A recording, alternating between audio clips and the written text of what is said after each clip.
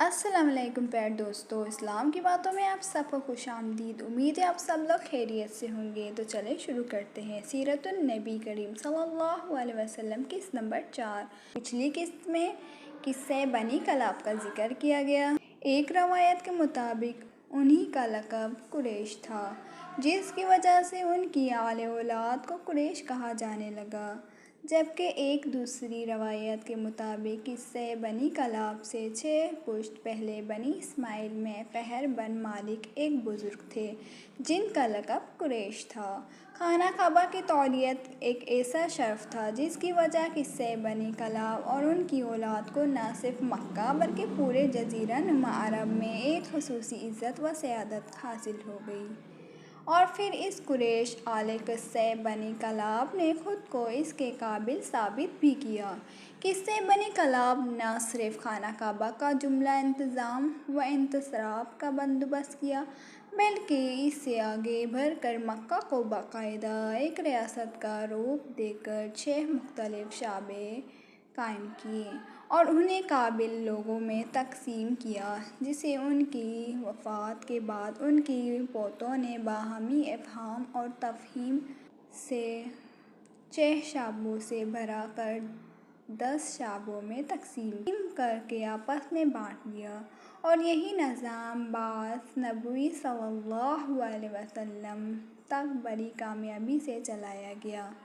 اس تقسیم کے نتیجے میں آپ صلی اللہ علیہ وسلم کے جد امجد حضرت ہاشم کو سکھایا حاجیوں کو پانی پلانے کا کام، عمارت البیت، حرم میں نظم و ضبط قائم رکھنا اور احترام حرم کا خیال رکھنا، اور افاظہ حج کی قیادت کرنا کی خدمت سونپی گئی، جو ان کے بعد بنو ہاشم کے خاندان میں نسل در نسل چلتی رہی۔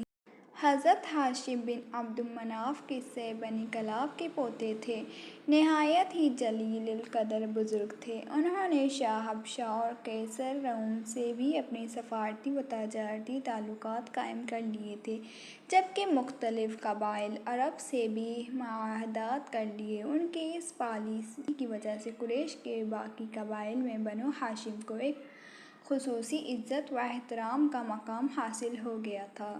ان کے علاوہ میدان جنگ میں فوج کی قیادت اور علم برداری کا شعبہ خاندان بنو امیہ کے حصے میں آیا۔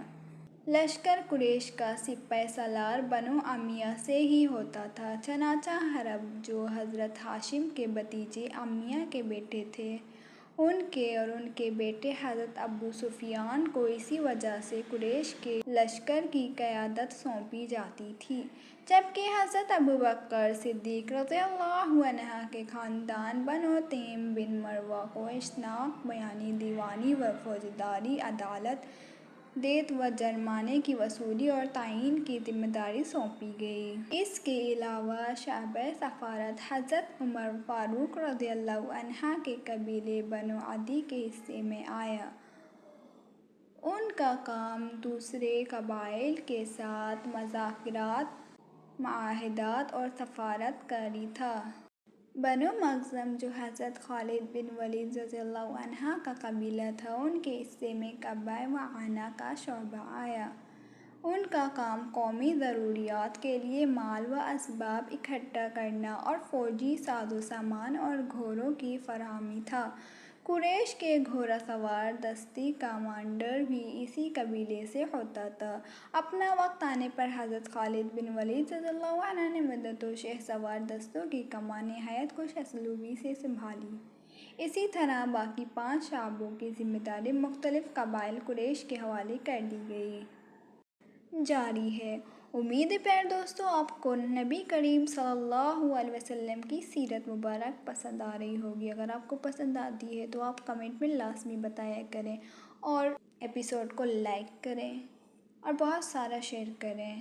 میرے چینل کو سبسکرائب کر دیں اگر آپ نئے ہیں تو۔ اپنا بہت سارا خیال رکھیں، ہمارے نبی صلی اللہ علیہ وسلم کی سنت مبارک کو ہمیشہ زندہ رکھیں، اور اپنے گھر والوں کو بھی سکھائیں، اپنے بچوں کو بھی سکھائیں۔ ملتے ہیں نیکسٹ ویڈیو پہ۔ اپنا بہت سارا خیال رکھیں۔ اللہ حافظ۔